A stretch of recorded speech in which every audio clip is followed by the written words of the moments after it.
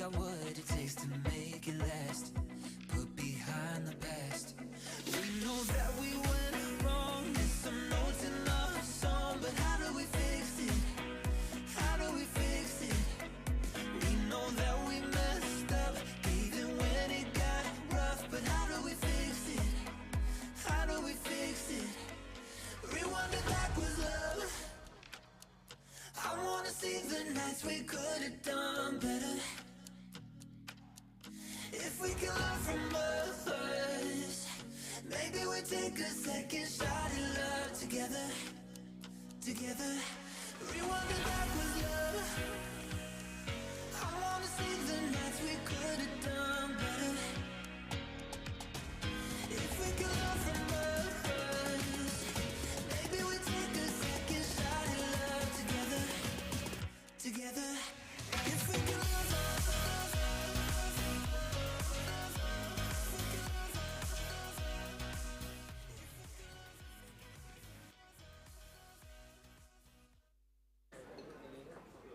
Good afternoon, everybody. If everybody can just get a seat, make themselves comfortable. We're about to kick off.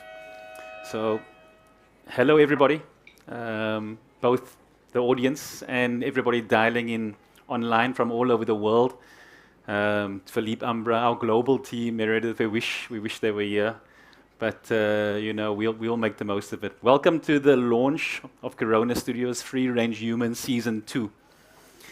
You guys are allowed to applaud or clap, you're allowed to bring the energy up. My name is Tommy Lawrence. I'm the Corona Brand Director for Africa. I'll be your MC, your host, streaming all the way from Cape Town, South Africa. I'm joined on the stage by the most inspirational people from all over the world. We're missing one free-range human who will join us shortly, but she'll slip in when she arrives.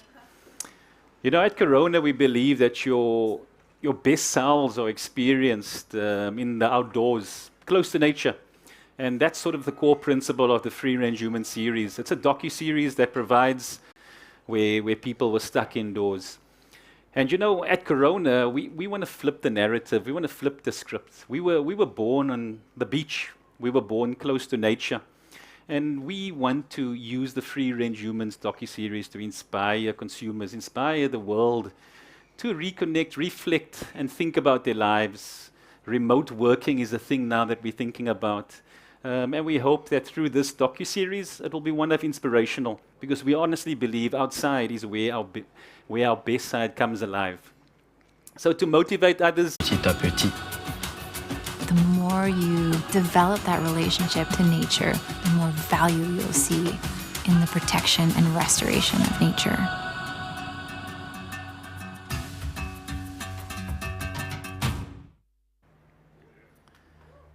woo!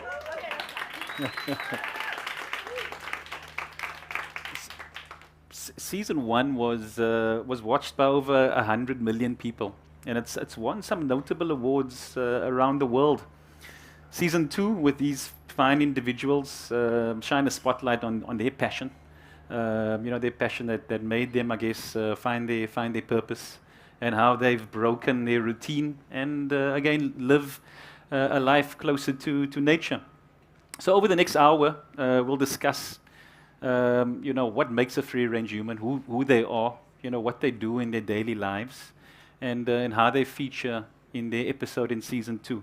Each of them represent a different point of view, and hopefully it'll aid a honest, open conversation, and later on we'll break for Q&A with the audience.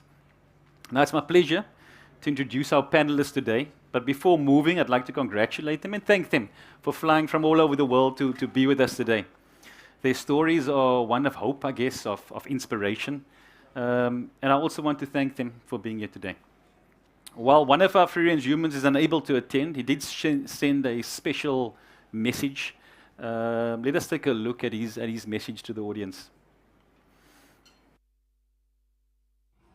Hello, my name is Nick Sonner, Executive Creative Director at Prairie Del East, based in New York City. Together with our partners Corona, we created the series Free Range Humans, to tell stories about people who a conventional life in the indoors was really not for them, and left that life to pursue a more meaningful career in life in the outdoors. For season 2, which we're really excited for you to see, we're taking things a step further and featuring an amazing cast of characters, some of which who are with you today, who are not only committing to a life in the outdoors, but also answering a specific call from nature. So thank you for watching, and really hope you enjoy season 2 of Free Range Humans. Bye. Thank you. That was Pereira Odell talking about the creators of Free Range Humans. I'm not sure if we have the video from Free Range Humans who was unable to attend today. Let me get a thumbs up for a.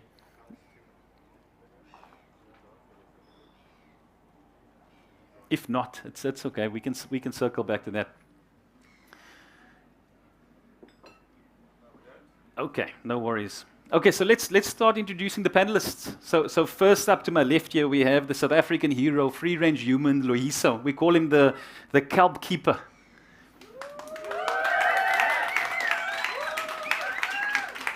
Surely you guys can do better than that. This is a local hero, you know. Yeah. And we see one free-range human sneaking in here. This is Nina, the sea turtle protector, all the way from Brazil. Hi. I'm sorry, turtles are slow in the land, but fast in the sea.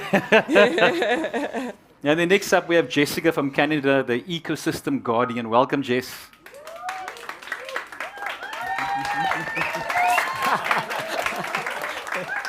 Jess, in South Africa, we normally start slow, but we always end up really good. And then opposite me, I have Santiago from Chile, the cacti padre. Welcome, Santi. And then last but not least, we have Martina, all the way from Argentina. We call her the shark advocate. Martina has an interesting story that she won the Free Range Fund in season 1, which we'll tell you about a bit later. And she was so good and inspiring that we actually invited her back to be a cast member of season 2. And we'll chat a bit later. So to kick off our discussion, I'd like to ask the panelists to talk about each of the individual passion areas. What inspired you to pursue your passion and dream? So let's start with Jessica. You know, what is, Jess, I guess, how did you get started, or what inspired you and your dream to do what you're doing today? Well, my passion is restoration. I'm a restoration ecologist based in British Columbia, Canada. And I guess my passion is restoration. We as humans have impacted 90% of our planet. And at this pace and at this stage, conservation and parks and preservation are no longer enough. We need to restore some of the damage that we've done. So that's where I get my inspiration and my passion for the work I do. Cool, Jess. I know we have a short video about Jess and what she does. I don't know if we can cue that right now to give the audience a little bit of an insight into who Jess is. A successful restoration project is a visual indicator of the health of the ecosystem. You can measure it by just looking at the salmon population alone.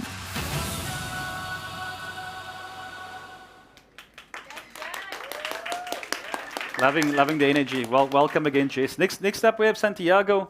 I know we have another short video, Santiago. Perhaps we watch that first, and then maybe hear from Santiago and what's driving his passion.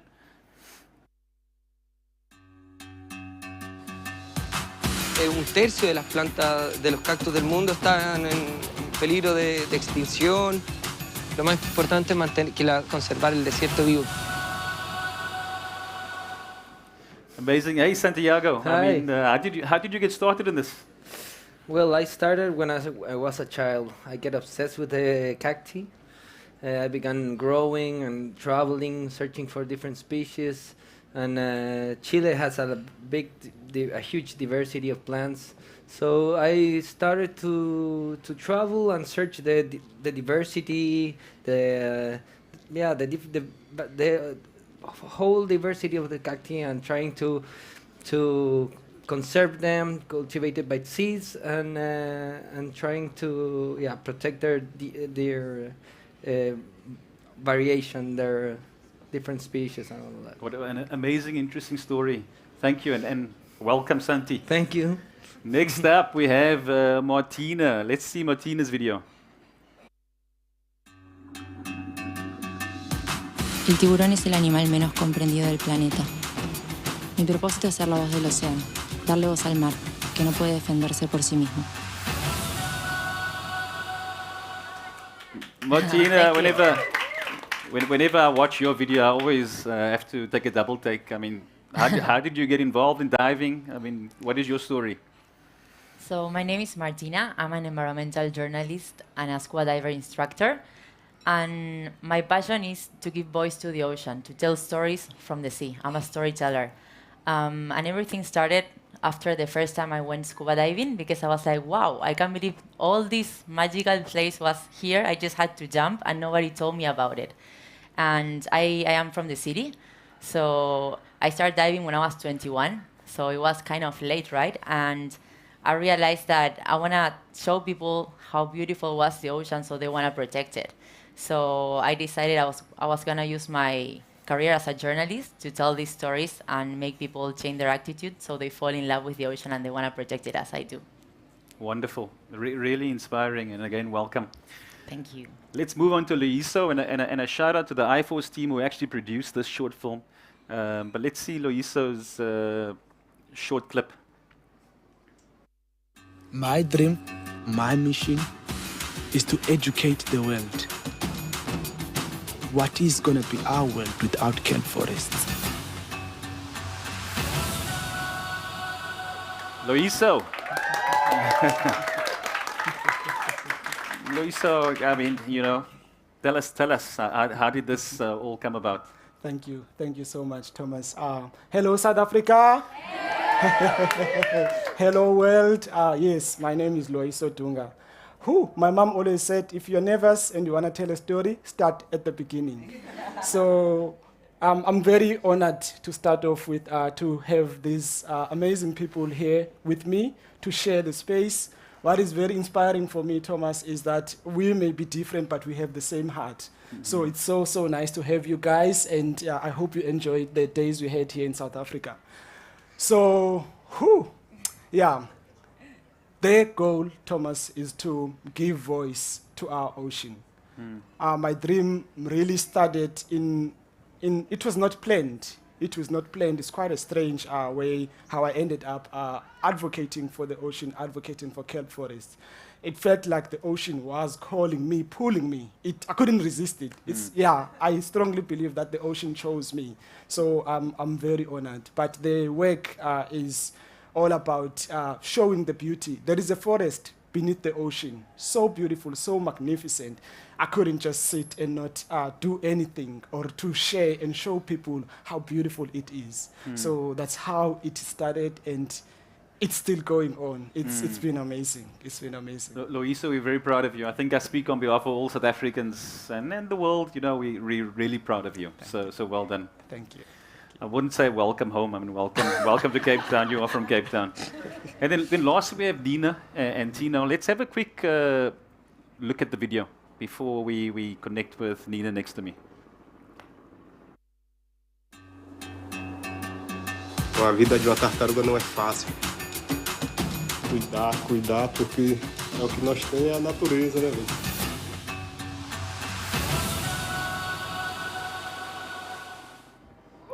Nina.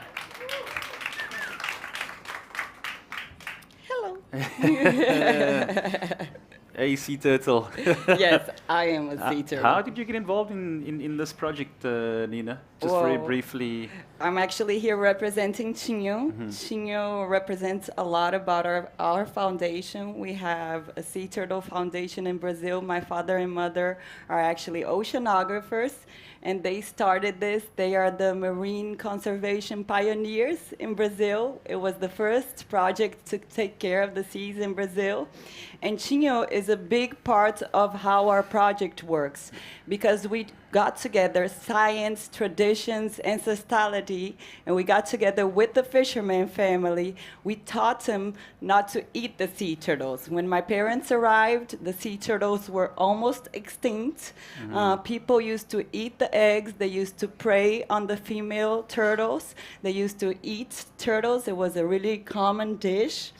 And they couldn't know about the sea turtles if they didn't have those fishermen, because the fishermen that ate the turtles actually knew about their habits. So they were scientists from another place, didn't know about sea turtle habits, but wanted to help them. So they gave their hands to the fishermen, and then they started sustainable development, because they said to the fishermen, okay, don't kill the turtle. Give me the eggs. Let me take care of the eggs, and I'll pay for the eggs just so that you can have a meal in your house. And they started exchanging. And the first eggs they got, they took back to my garden. I was a little baby at the time. I was born in this, so I couldn't quite escape it. They took to our turtle garden, and the whole population, the kids, never seen a little turtle being born.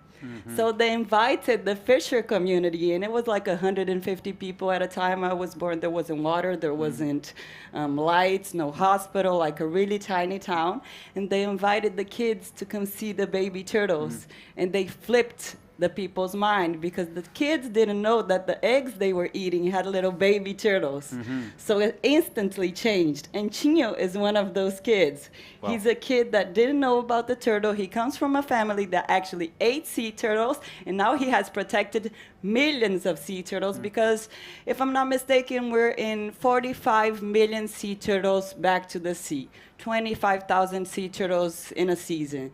So we protect 1,100 kilometers of beach, and Chinho is one of our protectors. Wow, wow, wow. Nina, thank you for sharing. Thank you. More on that a bit later. Thank you. So my next question is for our local South African, Loyiso. Loyiso, in your short film, it was interesting to see the relationship your grandfather had with the ocean, the relationship you have with the ocean, and and how you and your grandfather interacted. Considering that in South Africa we almost taught to fear the ocean. The ocean isn't a place that it was some people say it might even harm us. It's interesting to hear your thoughts on that. Thank you so much, Thomas. So sharing this movie with my grandfather was quite inspirational. Still is. It's a dream come true. And it's such an honor. It's an honor, and it's sort of a pressure, because I'm not sure if I'm worthy of handling correctly with enough care this knowledge, because I'm trained in the scientific discipline, and my grandfather shares with me knowledge that is indigenous, which has been passed down through time, through generations. So to be trusted with such a valuable, fragile set of information is an honor. To have him show me things that I only learn on textbooks is also like mind-blowing, because he navigates the sea with his heart and his mind.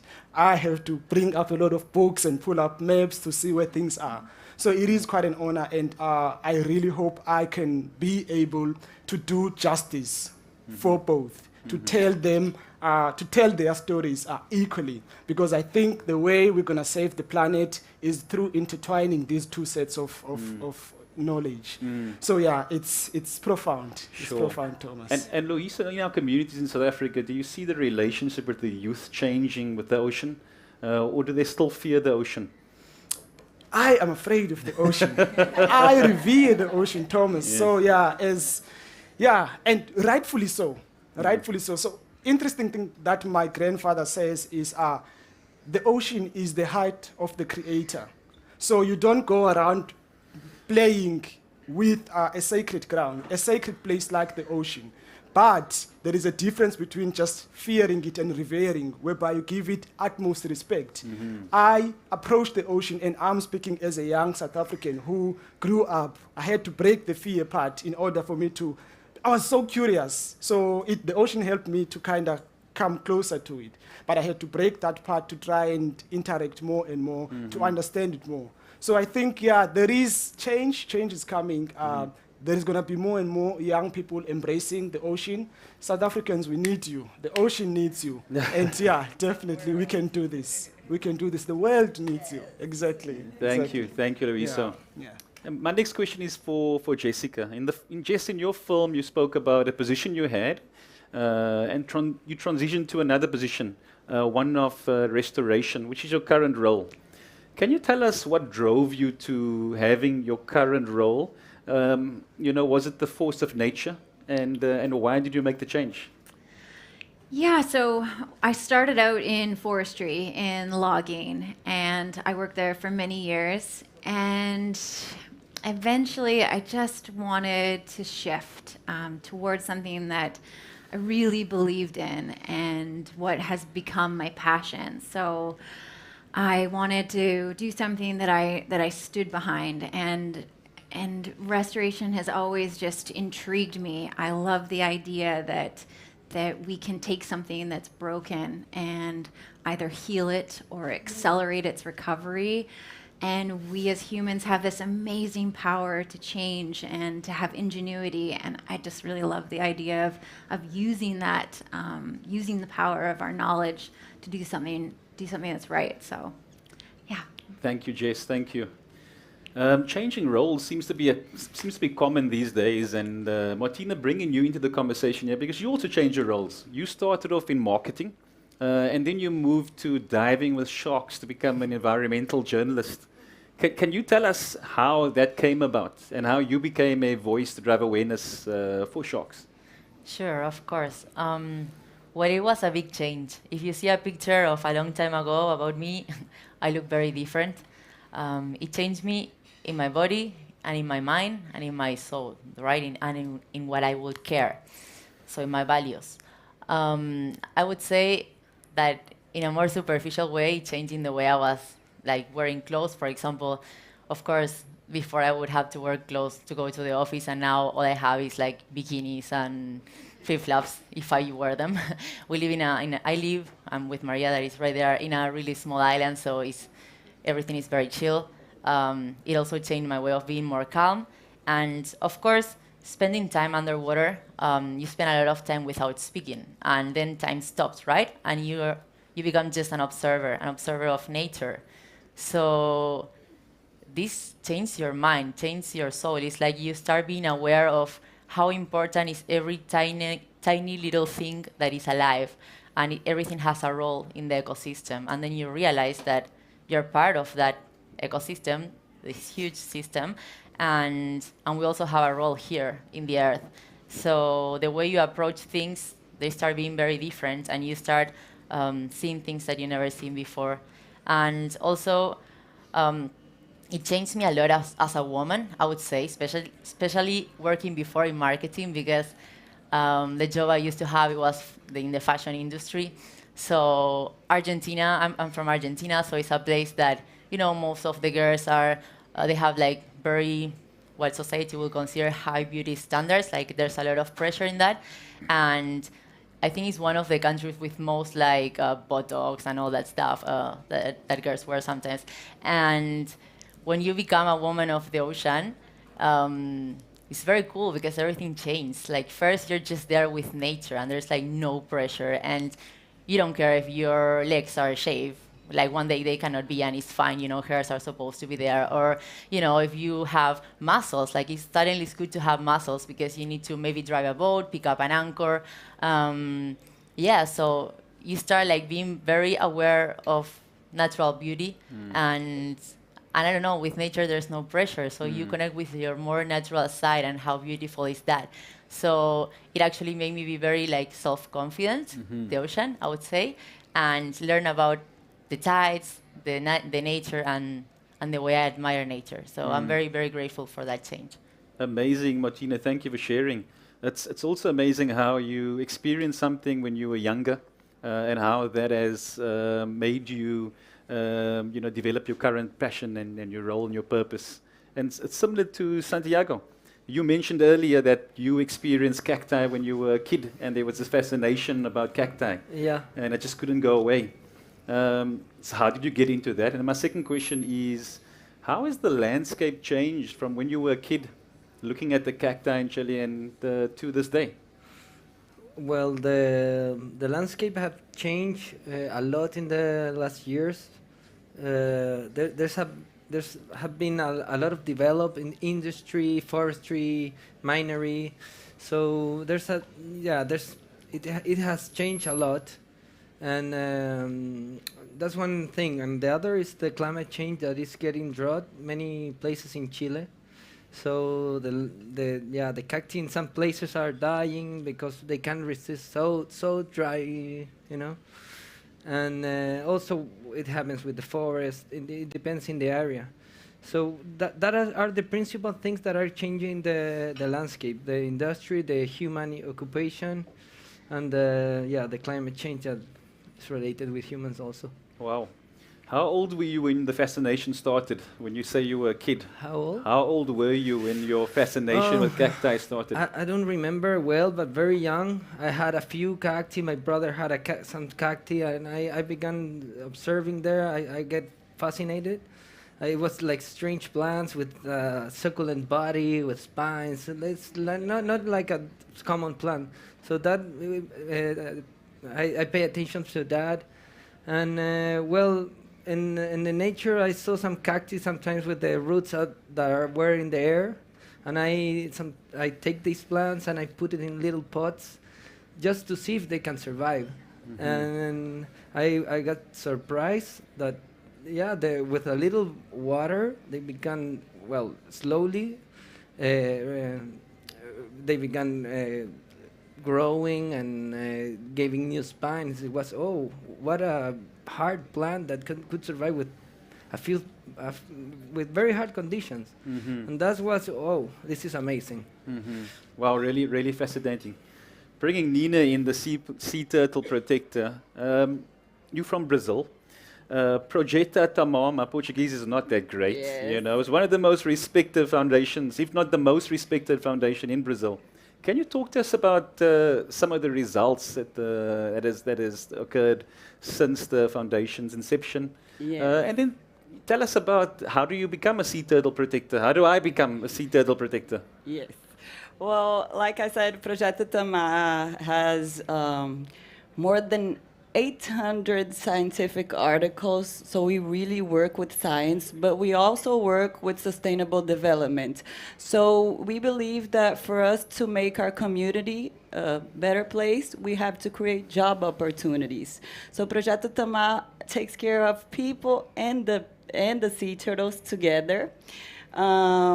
Chinho's work is a very good example of what we do in all the 1,100 kilometers, because for us, our main goal is to protect the females and the babies.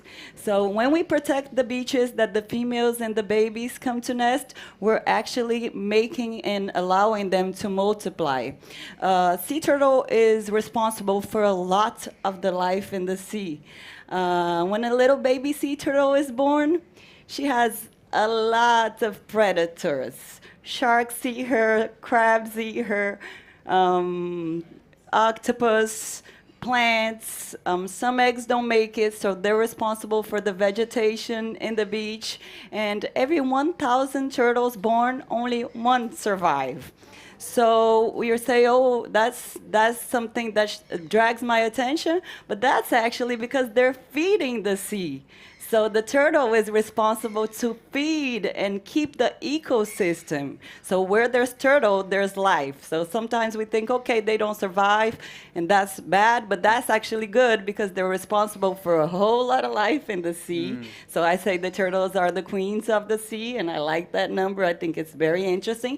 Another interesting fact is once they grow, almost no predators. So once they reach their full maturity and they're able to have babies, almost any animal catches them. So they come from being being predated. Oops, I don't know that word in English, you guys. I'm sorry about the English. Sometimes I forget some words. But they come from being really delicate after being very strong turtles. What was the second question? Nina, I have another question for you. Yes. A day or two ago, you told me how you were training fishermen to save turtles. And you yes. mentioned that you do CPR on turtles as well, and you Yes. push the chest. Can you Yes. tell us a little bit about that? Because that's very fascinating. Yes, sea turtles actually have a lot of threats, and bycatch, which is various types of fisheries, interact with the sea turtle at a lot of points in their lives. The second threat is plastic. There are other threats like photo pollution, that when the beaches have too many lights, the little babies are dragged by the lights, so they go towards the lights and they can't make it to the sea. And also when we have cars going through the beaches, it's also a threat. But since our biggest threat and the sea turtle's biggest threat is the bycatch, since the beginning of the project, we got inside the fishermen's boats and we interacted with all the fishing community that we were together. And we told them that the sea turtles drown. A lot of people don't know that sea turtles breathe like us, so they drown. And when they get caught in the nest, they can't make it up, so they can't breathe. But sometimes when the fishery is correct, and there are correct types of fishing, there are people that live from the sea, so there are people that respect the sea because they live from it. When they catch that sea turtle, and I've seen that happen a lot of times, they catch the sea turtle, they turn it upside down, they press its heart, and the sea turtle gets the water out. This way it can survive. So people don't have to bring the turtles always for us to rehab. They already know how to bring a turtle back to life, Wow. and we taught that in all the places we are present. Amazing. Yes. Really amazing work. Thank you so You're much for that. welcome. So before we turn it over to the audience for some questions, I just need to ask, I'd love to understand what it is to be a free-range human, and what does your day look like, from a morning to the evening? What does your day entail? If I can start with Santiago, in Chile, what do you do? What is your day? My day's on Zoom from 8 a.m. to about 6 or 7 p.m. So I'm one of the guys that live indoors. But I would love to hear your story and share your thoughts. Well, I live mostly inside a greenhouse. I have a lot of work there, and it depends in the season. In spring season and summer season, I had a lot of job there, so I can't leave much. I have to water the plants, repot it, fertilize, build also new roofs. But in when it's winter season, I have more I'm more free. Okay. And that's the time that I try to travel to the north of Chile to collect the seeds of the plants and trying to make these plants made of seeds collected in nature, to have hopefully the most different species that live there. So that's where I take vacations, but also working and in that area, just to also studying the distribution of each plant and looking for the. Also, I take a lot of pictures to show the people the value of the desert, this ecosystem, and that's my. Wow. I have to ask, how many plants do you own? I reproduce a lot, all from seeds. If there was a number in your head, how many plants do you have? Probably around 20,000 Wow. plants, 30,000 plants. Yeah, so yeah, I work alone, so yeah, I can leave my plants alone also. Wow. So yeah, a lot of work, but it's okay. Thank you for sharing. Moving over to Martina. Martina, I would imagine your day starts with a dive. You'd probably dive every single day. Be keen to hear your thoughts on what a normal day in your life looks like. Sure. I was trying to think of the answer. It's a little bit hard because lately my home has been changing. Since I hack the ocean, that's how I like to say it, it became my compass. So I try a lot, and I'm very thankful, but sometimes you also get a little bit tired. I'm going to be honest. You have to tell both sides. But in the place I normally do base, that is this small island called Bocas del Toro, Normally, so I don't own a car or anything, so we'll just like drive the bicycle to the dive shop and yeah, just go there, see if there's customers, and if there's customers, we get to teach them about the sea. I really like when it's the first time they're doing that experience because I believe my mission is to communicate the ocean, so I do it in different ways. And one is I really love when I do it like face to face. You know, I just go and take them and talk to them about how important it is to protect the corals there and about sharks and about everything. And we get to spend time with my friends of the office that are the fish. And yeah, we just observe them a lot. I can try to teach them about them, educate, because I believe that's very important, and also spend a lot of fun time underwater. Some spots have like wrecks, some others more coral formations. And yeah, when I go out, normally it's lunchtime already. If I don't have computer work, which I normally have, I also have some Zoom calls too, I have to be honest. I would go surfing if there are waves. And or sometimes I go surfing and I work in the night in the computer because I have to work for the communications, the documentary, and in the Shark project. But yeah, I would say I don't regret the life I changed because I have really, really good days. I use them all every single hour. I wish they would last longer, but I'm very, very grateful for it. Incredible, incredible. It sounds fascinating. Bringing Luisa into the conversation. Luisa, you're a marine biologist. How often are you outside? Are you in the lab? Or, interesting to hear how your day starts and ends. Thanks, Thomas. I like what you said, Martina, because it always feels like you can expand the day. It's just not enough. You need more time, daylight especially. So the kelp keeper's day starts quite chaotic, like most households here in South Africa, everywhere actually. I'm a father to 2 kids, 1 6, 1 year, 5 months. So get up, it's time to go to school, eat your pap, make sure okay, get dressed, it's time to go, we're gonna be late. It's quite crazy. It's like that when I'm starting the day and then making sure that my son's not late for school. I come back, there's a bit of calm, I prepare myself. I have 2 offices. I have the ocean, that's the big office, that's the HQ, and then I have an office actually right around here. So most of what I do is around mapping. So I use remote sensing satellites to map kelps around South Africa, and because I'm learning more, it's expanding to globally. And then I do a lot of work with kids. I work with an organization in Hout Bay, Sentinel Ocean Alliance. We have incredible education programs there. It's quite rewarding to look at the eyes of the young kids, the future of this planet, and then to tell them stories about the ocean, to take these complex scientific phenomena like marine protected areas, ecosystems, and break them down, make them exciting for them. You just see the spark in their eyes. So there is that component on my good days. And I'm getting more and more comfortable in the water. So I get to spend more time in HQ, guys, which is amazing. Yeah. What is really, really amazing for me is going to the same spot. It's a forest underwater.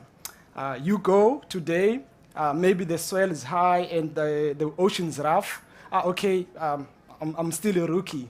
So the ocean kind of punches me around, then I go back home and I'll complain to my wife. But on good days, I go back to the same spot and I look at the same patch of kelp. The diversity is amazing. Is amazing. I have never went to the same spot, and I probably 4 or 5 times a month I go to the HQ. And I always see something new, something different. So yeah, it's cold, it's interesting, it's all over the place. But yeah, I think also I could say the kelp keeper's day is just a normal day. I'm the guy. Not for us. I mean, I think we're all quite envious of your normal day. Thank you, Luisa. Thanks, Thomas. Nina, how's about you? I mean, how does your day look? It looks wonderful. You mentioned to us before that you wake up at an odd hour before the machines switch on. Yes, I have the habit of sleeping very early. I'm like a little animal. When the lights come down, I start getting really slow and I turn everything off. And as soon as the sun comes up, and the sun comes up in Brazil at like 4:40, you guys, 5, I'm awake. And I have a similar interest to my friend over there, Santiago. I have a lot of plants around my house. So I wake up with the birds. Actually, the birds come before the sun. They start every day at the same time. So I wake up with the birds and the sun. And I have a garden full of life, so the nature really is my first breath. So every day I go to my garden early in the morning, I drink my cup of coffee, and I also have a family to take care of, but I am always in the beach. So I wake up, and the first thing I do is I put my feet in the water, and I go to check the nests in the same place as Chinho. And normally in my mornings, I see baby turtles, I see turtles, I see a lot of turtles every single morning because I wake up and go to the beach and like, good morning, my friend, good morning, my friend. A lot of turtle friends, not a lot of humans, so a lot of nature around, and I talk to all of them in the morning. And I also have an office, and I'm responsible as well for creating job opportunities for all the communities, and I'm responsible for the sustainability of my project. So we have a couple of turtle museums, and I'm always creating pieces, trying to let people know about the importance of sea turtles through pictures, through media, through movies. I like to shoot scenes that I think people will connect to nature. So I'm always looking for that perfect scene, and then when I see it, and I'm like, I have to shoot this so other people can see it like I see. So I think every day is different when we're trying to look at everything and show the pretty things that we have and try to make people feel like I feel. Absolutely. Well, wonderful. What a wonderful story. Thank you for sharing. You're Just welcome. lastly on the panel, Jess, I mean, what does a day look like in your shoes? So we do 3 different types of restoration at Redfish Restoration, who I work for. We do landslide restoration. So on the coast of British Columbia, our mountains rise right out of the sea. And unfortunately, a lot of these mountains were logged, and that caused a significant amount of landslides to occur. So we restore landslides by trying to stabilize them. The other type of restoration we do is forest restoration, so forests that have been damaged by logging. And then lastly, river restoration, so trying to fix rivers that have, again, been damaged by roads or construction or logging.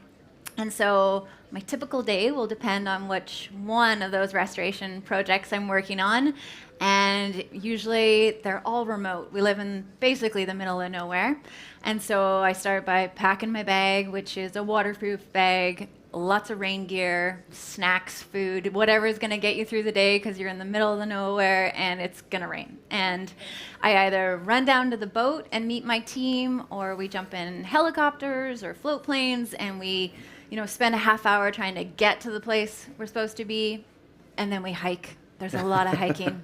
I never hike on my days off because there's so much hiking at work. So do you hike every morning to work and back, or? Yeah, it's a lot of hiking. I'm not a recreational hiker. Wow. Okay, super interesting. Thank you for sharing, guys. That's really inspirational. I think now we'll open the floor for questions from the audience. If you have a question in person, we have a roaming mic. One of our members of our team will come around to you if there's any questions. And no question is off limits for these guys on the stage here. And I think anybody online, if you have any questions, drop it into the Zoom chat, and we'll be sure to answer those questions as well. Yeah, we have a question here. Thanks, Tommy. So can you tell us about these very interesting installations that we see in the V&A, and why Cape Town was the chosen location to execute that in? Sure, no problem.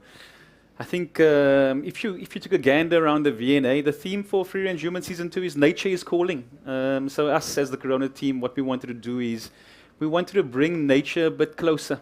So if you take a walk around this venue, you would see an olden motorbike with foliage and grass and some trees overgrowing. The interesting thing was nobody knew who was behind the installation for the first 3 days, and it created a lot of talkability around the city. And only as of this morning, we came clean and said Corona is behind it. It was a little bit of a strategy to launch our Free Range Human series. Why Cape Town was chosen? I mean, Cape Town is probably the best city in the world, you know. And we've been working with our team, and we have an amazing team from all over the world. And the idea was, the cast members would fly in, we'd launch here, and we'll start implementing this in the UK and all over the world, in the US and Canada and so on. So that's why Cape Town was chosen, and we're really happy that we got to get the panelists to come down. Yeah, so are you. So more love for South Africa soon, hopefully. Amazing. Tommy, on that note, will there be a Free Range Human Season 3? And can you explain to the audience what Corona Studios is? Yeah, so I mean, if I look back and reflect on Free Range Human Season 1, it was really successful. As I mentioned earlier, we had over 100 million views. It's won some notable awards in many countries around the world. And as a result, we segued into Free Range Human Season 2. As it stands now, I mean, we would hope for there to be a Free Range Human Season 3. We think that this season is absolutely remarkable. So we're looking forward to winning more awards, hopefully, with Season 2 and connecting with these guys again. Free Range Humans falls under our Corona Studios umbrella. Corona Studios is our branded entertainment, and the reason why we launched Corona Studios is because we realized that our consumers don't want to see ads. I mean, if you think about yourself on social media, you don't really want to be served ads. But if you serve an entertainment piece that resonates with you, you're more likely to watch it. So we've caveated into this branded entertainment world, and Free Range Humans is one of the series under the Corona Studios umbrella. Cool. Oh, there's 5 hands up there. It seems like I'm on the hot seat, They all say, yeah. Hi. Hi there. So seeing that we've had this incredible rollout happening in Cape Town with all these wonderful installations, can we expect to see this rollout all around the world, the continent? Yes, well, we would hope so. I mean, yeah, Jess is like, okay, we're going on tour. I want to travel. Yes, all I can say is watch this space. What we can expect these kind of installations to pop up in many markets around the world as the Free Range Humans platform and series switches on after today. So, as mentioned, if you were to travel to some of our Corona markets, you would see a similar disruptive setup with the bicycles, the motorbike, the benches, and the big idea is that nature is calling, and we want to disrupt people on their way to work, on their way to the mall. Just to make them reflect a little bit, to understand that they need to get closer to nature, because nature is really where you live again.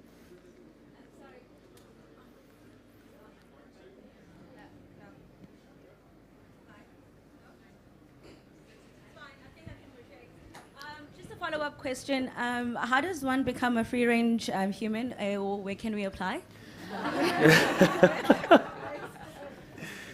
Yeah, so part of the campaign is called the Free Range Fund, whereby you can make an application to become a free range human, and Corona would facilitate you becoming a free range human. As I mentioned earlier, Martina was actually a fund winner of Free Range Human season 1, and she was so inspirational. We invited her back to be a cast member for season 2. But maybe it's better if she tells you, how the experience has been for her winning the fund and if it's made a difference in your life. Of course. Hi. Thanks for the question. So for me, it was very, very important, the fund, because it helped me to get better in a lot of things I wanted to be, but I didn't have, first, the money to do it, second, where to learn them. So as I was telling, I realized I wanted to give voice to the ocean when I was a little bit more older, like let's say around 21, 22. And yeah, like first I became a diving instructor, and then I was like, okay, I think I want to tell stories from the sea and create awareness so people can fall in love with the ocean the same way I did. And I was like, okay, to do this, I'm going to write articles, because I was really good. I am really good at writing, I think, and I could create awareness. But then I realized if I really want to make an impact, I'm going to do documentaries.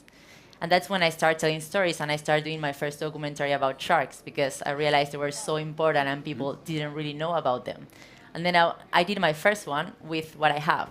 That was literally zero money and a lot of volunteering hours and help of friends. And it came great. And it had some impact in Panama. There was a lot of articles and people talking about it. And I realized, okay, people start talking about sharks in the news. They start talking about sharks and watch the video. If I do this a little bit better, like, a bit more professionally, I can make a bigger impact. So I was like, I need a camera, like a good underwater camera. So I did that with my free-range human fans. I realized that I was living in a boat for a year, and I realized every time I see something really cool, if I would jump in that moment I was having a GoPro, I had to be ready. And with my diving gear, it was not enough. Maybe the whale will go, maybe the shark will go. So I was like, I need to become a good free diver. So I started developing that, training and paying for my courses. And I got the chance to also stay in the place I filmed my episode with the girl I did it. I don't know if you guys see it, but I did it with a host that is called Frida. She's a marine biologist and a scientific specialized in sharks. And I stayed 3 months learning with Frida about sharks and fisheries and what fishermen were doing with the sharks and talking with them. And they became my friends. The shark fishermen became my friends, and it was really good because I could understand what they do, and how I could change it. And for all that, you need some time free. And for that, I had the grant. So I'm really, really grateful. I feel it really helped me to be able to, I don't know how to say, to my message arrive to the world in a bigger way. And I also, with that money, I'm founding my next documentary. Yeah. Thank you. So thanks, Corona, for this opportunity. I do have a question from Los Angeles on the Zoom. I have to give the online guests also some love. The question from Mark is, with all the environmental problems we face, are you optimistic about finding ways to save the planet? A short answer from me is, we're not perfect, but we're starting, right? And through Free Range Humans, the Corona brand overall is doing their bit to try to, protect the planet, protect paradise, and make a difference. But I'd love to hear from one of you guys. Martina, are you optimistic? Yeah, I'm optimistic. I feel like my way of living is, if something bothers you, go and change it, right? Like, don't just wait until the government does something or the authorities. Or you have to put your own hands and your own heart there. And I think that when you do it, you see the results, and that gives you hope. Because there's a quote I like, and I don't know if I'm going to say it well in English, but I'm going to try. Like, never underestimate the power of a small group of people for changing the world. In fact, it's the only thing that ever had. And I think it's really, really true. We live in a small island in Panama, and for example, with Maria, we have been doing a program to empower girls to connect with the ocean, so they have other working opportunities. And we started doing it every Sunday. We'll stay there, teach them about the ocean, teach them about environmental things. And it was because I was living in the island, and I was a diving instructor, and I had so many girls, local girls, that were asking me like, do you go to the ocean? Are you scared of sharks? How do you do it? And I was like, I can teach you. Like, you can learn the same way I learned. And I realized that teaching them that changed so much their life, because they have so many working options that being in the kitchen. And it was like something so little that make a huge impact. And I'm just saying that as an example because I feel they all know it, and everything they do and can make a difference. But you don't even have to live in the ocean. Like, I think wherever you are in your office, like, you are connected to the planet, and we live in this earth, like it's our home, and every little thing counts. Sure. And if we are not optimistic, I think we wouldn't be doing this job, because we do it because we believe there's something better, and we want to leave a better world for the rest. Wonderfully said, wonderfully said. I think you speak about optimism, you talk about raising awareness, changing reputations. I think maybe, Nina, what challenges have you faced in this crusade to educate people? And I'm sure you've faced lots of challenges in your journey. Yes, I guess every environmentalist has a lot of challenges. Do you agree, you guys? But I think the biggest challenge for me right now is time. We are running out of time. The ocean, the planet needs our help. It's not tomorrow, it's happening right now. So we need to put ourselves there. We are not apart from the nature, we are nature.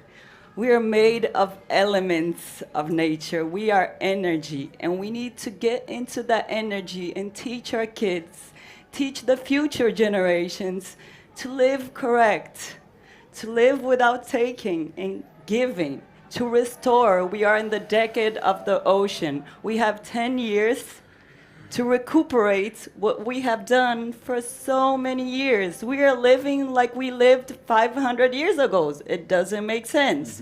The future is now. So the challenge is time. We have to do it. We have to change. It's very important, you guys. I love the passion. Well said, Lena. I'm sorry for the tears. It always happens. I have one final question for all of you. What advice can you give someone looking to become a free-range human? And how do we join the cause? Louisa, perhaps let's start with you. How do we get involved? Thanks, Thomas. I cannot answer that question without tapping into what Nina and Martina have said, because it's really important in terms of the time that we don't have. But what Martina mentions is that for us to change the planet, it's actually the need is for us to change ourselves. So that is very, very crucial, ladies and gentlemen. We need to do the change. It's an internal change. And also there is a saying that I like the most, which Nina mentioned. Let the children decide, for it is their world. So they are the answer to all these problems. We need to include them in the solutions we develop. We need to captivate them. We need to inspire them to be the change we want to see. So it speaks to the time we don't have, but it also speaks to the optimism. I strongly believe that the children, looking at my son who's 6 years old, they've got this. We just have to make sure that we keep on keeping at it. So I just had to say something about that because it's very, very important. And also when it comes to how do you get involved, I am imagining right now a doctor, a teacher, you, Thomas, myself, everyone. It's the little things that we're going to do that are important. As Martina, you mentioned, it's not rocket science. I'm sorry, maybe it's because I'm so entrenched in this work. But it's the small change. It's knowing where the plastic you buy, where it's going to end up. It's actually creating a safe environment for your kid to be connected to environment. Switch off that TV. Let them experience the dirt, the mud, and everything. Let them feel the cold sea. It's in that way, they will automatically want to protect this environment. So that's how I feel we've already started. We just have to keep on keeping at it, Thomas. Thank you. Well said, Loisa. Well said. Perhaps, as we wrap up before watching a few of the episodes, perhaps Jess, from your side, how do we get involved? I mean, what if you could give advice to all of us here today and all the viewers at home? What would you say? I guess I would just echo what my fellow crew up here said. It's a connection to nature, and the more we connect and the more we build that relationship and invest in that relationship, the more value we're going to see in protecting it, and it will become like our children that we love and that we care for. And this is just like Louisa said, like in every little decision we make every day that all of us make, we just have to make good decisions and do our best to be good children to Mother Earth. Incredible. We have a question from the audience. Tommy, our next question is from Pat, who's a part of our South African Creator Network. Yes. Hey, Pat. Hello. This question is for any one of you guys. It can be for more than one of you. In fact, it would be quite cool if more than one of you would share with us. I think a lot of what I experience as somebody who is deeply inspired by the kind of work that you do is that we are cultured into being very disembodied and disconnected as humans. And so we sit here, we are clapping the loudest, we are whooping and hollering, and yet the people sitting there end up being the minority in real time, where it actually transitions to being embodied and acting out some of what you guys are talking about. So what I want to ask is, it's going to sound strange, but could I ask that you not inspire us for this question, but actually instruct us on the reality of how I can take something of what you guys have said, put it in my body, apply it to my life tomorrow, outside of what I'm already doing with recycling and all of that.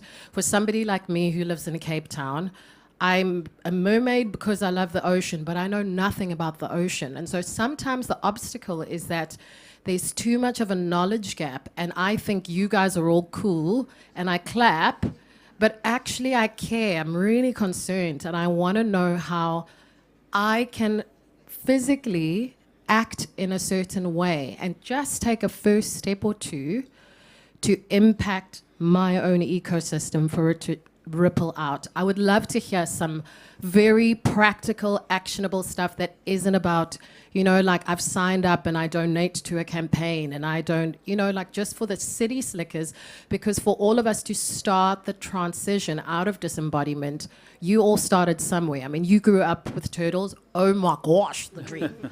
But for some of us, we love this kind of thing, but we are still in a space where there's too much of a bridge to jump. So I'd love to hear from more than one of you, from all of you, whatever.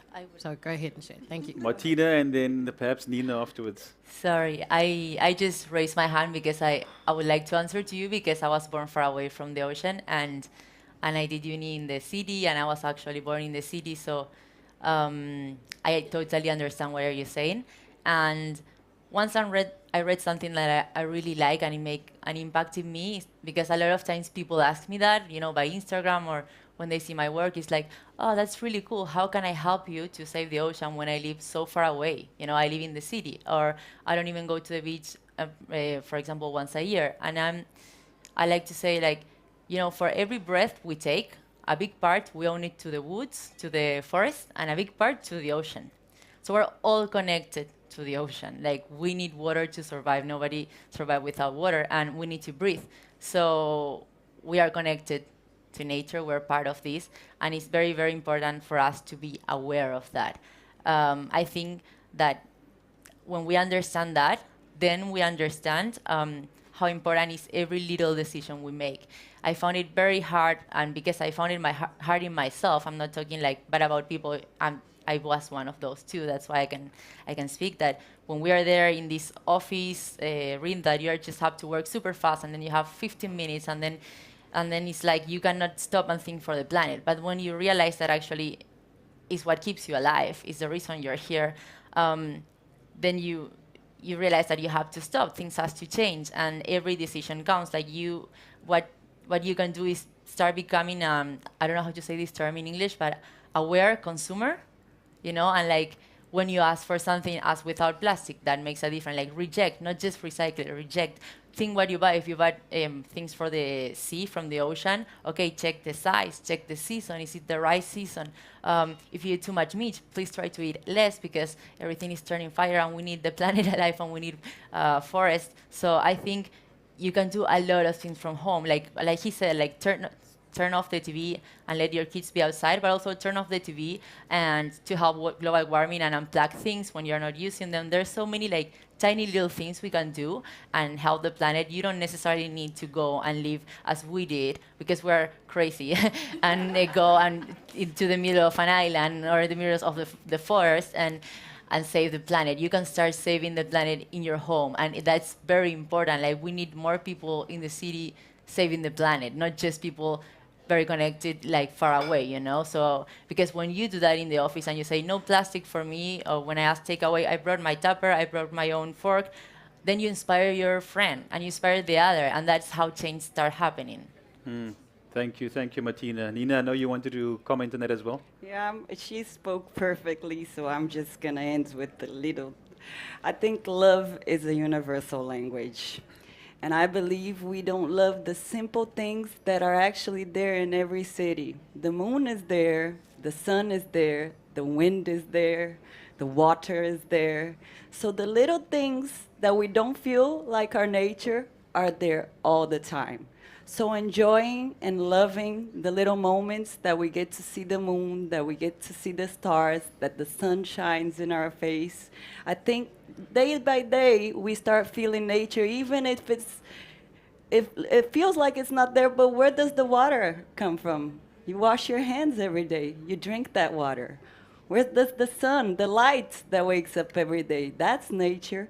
So the love multiplies when we love the little simple things that are there and we might not notice, but they're there. So I think we need to love more. We need to see more and feel more what's around us, because every city does have nature and we are nature. We're 70% water.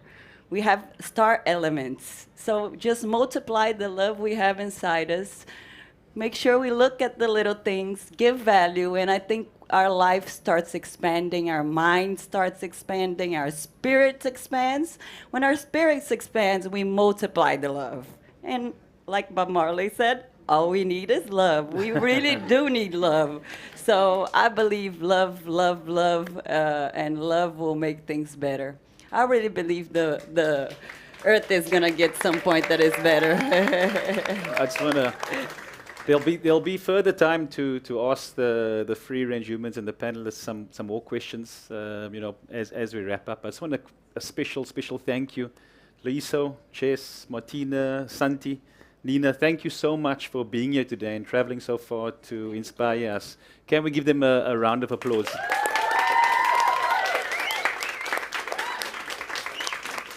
So before we sort of start the screening, I just want to remind everybody that the full series is available on YouTube. You can go to our YouTube channel, you can go to our website. As mentioned, in addition to launching Season 2, we're also launching the Free Range Human Fund, which Martina explained. So if you feel that you want to answer the call from nature, if you feel that you want to be part of the Corona family, our network, please engage us on social media, on our websites, and interact, and hopefully you'll be sitting here next year as a free-range human. So whether you're interested in applying or not, just engage with us. And again, a reminder that all the series is on our website. I know we had some technical difficulties a bit early on. As mentioned, there's one free-range human missing from our panel. He did send a special message. I'm not sure if we can cue that message now. We can watch that before we close out and watch a few episodes of these lovely individuals sitting on the stage with us. If we can give it 10 seconds, the countdown will start now. Je m'appelle Maurité et je suis un coral gardeneur. Je suis un enfant de l'océan. J'ai grandi les pieds dans l'eau sur l'île de Moorea en Polynésie française. Aujourd'hui, avec Coral Gardeneuse, je restaure les récifs en replantant des coraux. On replante des coraux résistants pour que le récif ait une meilleure chance de survivre au futur. Notre objectif est d'en replanter plus d'1 million à travers le monde d'ici 2025. J'aurais aimé être avec vous à Cape Town et tous les autres membres de la série Free Range Humans de Corona. J'espère vous rencontrer un jour où que vous soyez, car Coral Gardeneuse est maintenant prêt à s'internationaliser dans le monde. Merci de célébrer la série et j'espère que vous allez apprécier cet épisode. Maururu, guys. Thank you. It looks amazing where he's actually, it looks incredible where he's at. So everyone here, everyone watching for home, thank you for joining us to celebrate the launch of Free Range Human Season 2 and these accomplishments of these individuals. From all of us in Cape Town, South Africa, thank you very much. I think the order of events now, we're going to be playing a few episodes. If everybody can remain seated, we can watch the episodes. Thereafter, hopefully we can connect over a cold Corona and, of course, interact and interview the lovely guys a little bit later. So thank you very much. Please enjoy the evening. Okay.